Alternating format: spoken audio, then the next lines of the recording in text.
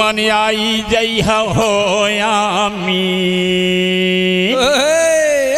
आरती लेके सतपुर समाना ले हो तू मन आई जई होयामी आरती लेके सतपुर समाना ले हो तू मन आई जई होयामी आरती लेके सतपुर समाना ले हो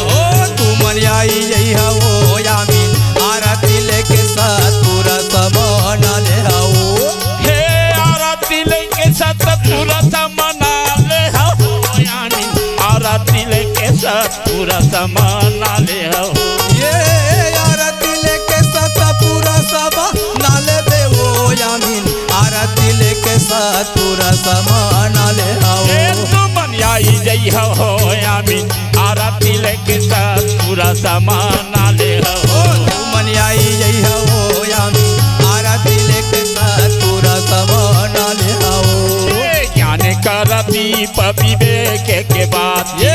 ज्ञान के दीपक विवेक कर बात विवेक के बात विवेक के बात विवेक के बात विवेक कर बात हो सुरत के तेल जलाल हो यामीन आरती लेके सतपुर समाना ले हो तू मन आई जई हो यामीन आरती लेके सतपुर समाना ले हो से ते कर आसन हो से ते के सिंहासन से कर आसन हो से के सिंहासन से ते के सिंहासन हो से ते के सिंहासन से ते के सिंहासन हो से के सिंहासन हो प्रेम के तकिया लगा ले हो यामीन आरती लेके सतपुर समाना ले हो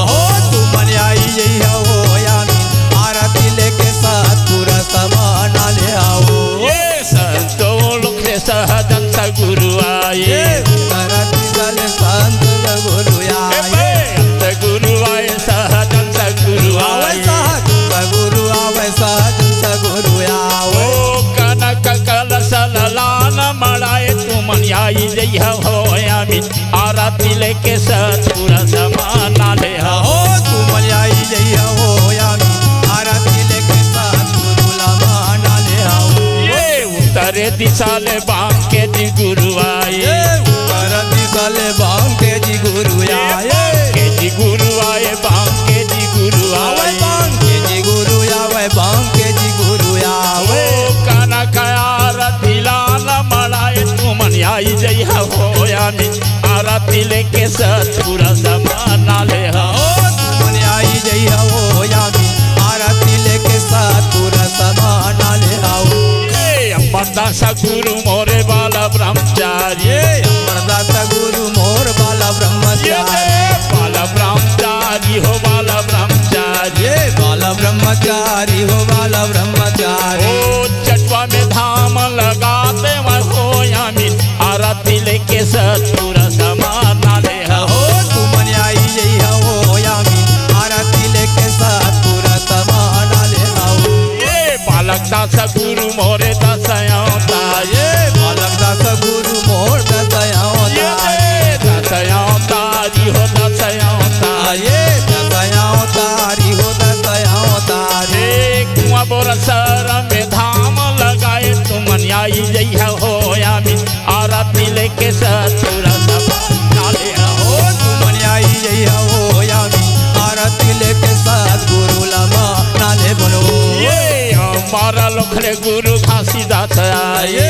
हमारा लोकले घासीदास आए बाबा घासीदास आए गुरु घासीदास गुरु घासीदास आए बाबा घासीदास आए सब संतान ला ज्ञान लखाए तू मन आई जई हो यामीन आरती लेके सतपुर समाना ले हो तू मन आई जई हो यामीन आरती लेके सतपुर समाना ले हो आरती लेके सतपुर समाना ले हो आरती लेके सतपुर समाना ले हो आरती लेके सतपुर समाना ले हो प्रेम से बोलो परम पूज्य गुरु घासीदास बाबा की जय हो बोलो संत समाज की जय।